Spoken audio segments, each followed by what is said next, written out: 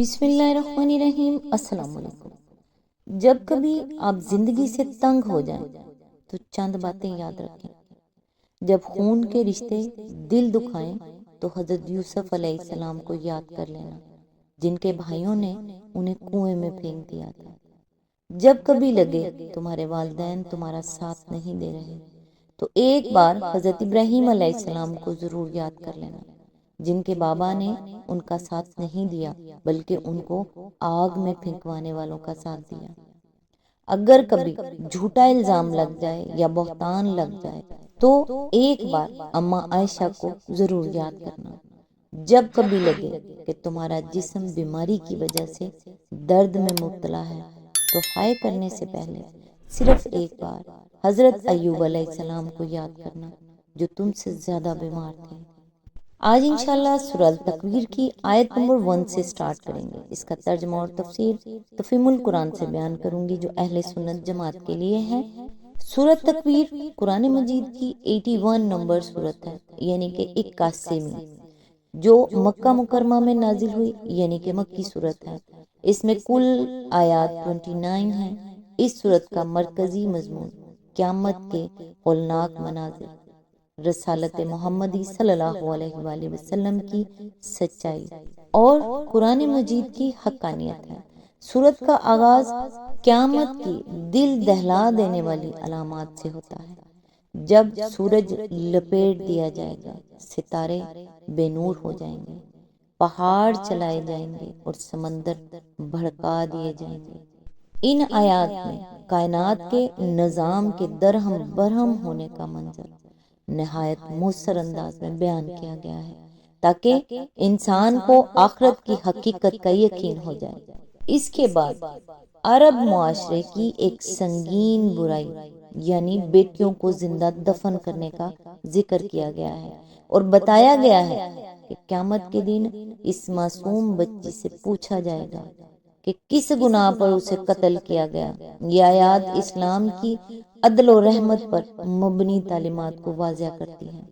سورت کے آخر میں نبی کریم صلی اللہ علیہ وآلہ وسلم کی صداقت اور قرآن کریم کے اللہ کا کلام ہونے پر دلائل دیے گئے ہیں، اور بتایا گیا ہے کہ یہ قرآن تمام جہانوں کے لیے نصیحت ہے۔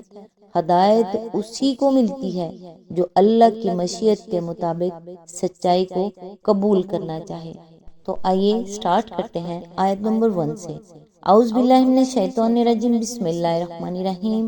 جب سورج لپیٹ دیا جائے گا، اس کی تفسیر ہے سورج کے بے نور کر دیے جانے کے لیے یہ ایک بے نظیر استعارہ ہے۔ عربی زبان میں تکویر کے معنی لپیٹنے کے ہیں۔ سر پر امامہ باندھنے کے لیے تکویر الامامہ کے الفاظ بولے جاتے ہیں، کیونکہ امامہ پھیلا ہوا ہوتا ہے اور پھر سر کے گرد اسے لپیٹا جاتا ہے۔ اسی مناسبت سے اس روشنی کو جو سورج سے نکل کر سارے نظام شمسی میں پھیلتی امامہ سے تشبیہ دی گئی ہے، اور بتایا گیا ہے کہ قیامت کے روز یہ پھیلا ہوا امامہ سورج پر لپیٹ دیا جائے گا، یعنی اس کی روشنی کا پھیلنا بند ہو جائے گا۔ آیت نمبر 2، اور جب تارے بکھر جائیں گے، اس کی تفسیر ہے یعنی وہ بندش جس نے ان کو اپنے اپنے مدار اور مقام پر باندھ رکھا ہے کھل جائے گی، اور سب تارے اور سیارے کائنات میں منتشر ہو جائیں گے۔ اس کے علاوہ انقدار میں قدورت کا مفہوم بھی شامل ہے، جس سے یہ ظاہر ہوتا ہے کہ وہ صرف منتشر ہی نہیں ہوں گے بلکہ تاریک بھی ہو جائیں گے۔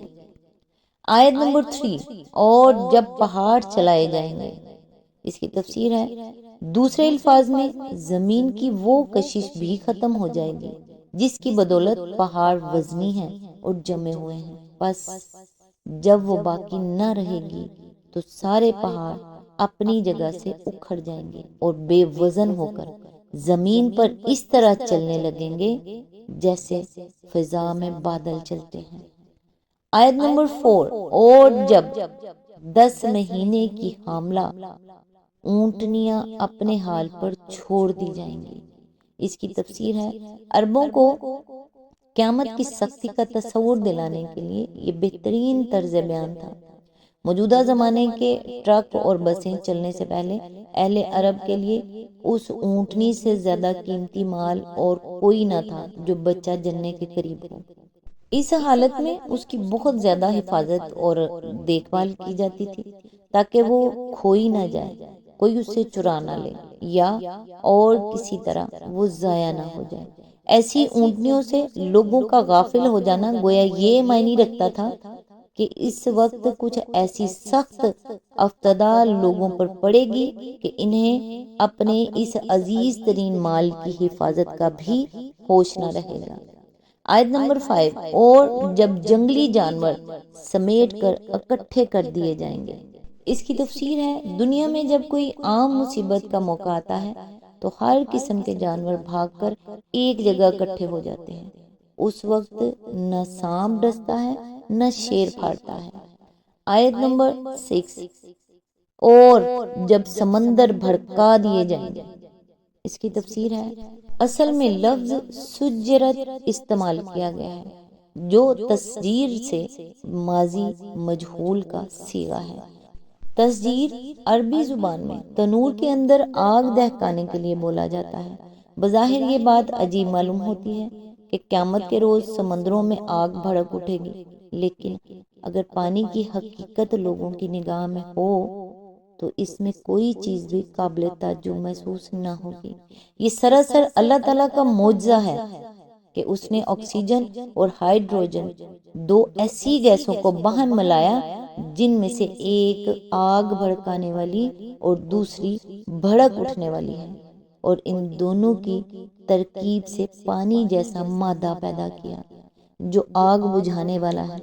اللہ کی قدرت کا ایک اشارہ اس بات کے لیے بالکل کافی ہے کہ وہ پانی کی اس ترکیب کو بدل ڈالے اور یہ دونوں گیس ایک دوسرے سے الگ ہو کر بھڑکنے اور بھڑکانے میں مشغول ہو جائیں، جو ان کی اصل بنیادی خاصیت ہے۔ آیت نمبر 7، اور جب جانیں جسموں سے جوڑ دی جائیں گی۔ اس کی تفسیر ہے، یہاں سے قیامت کے دوسرے مرحلے کا ذکر شروع ہوتا ہے۔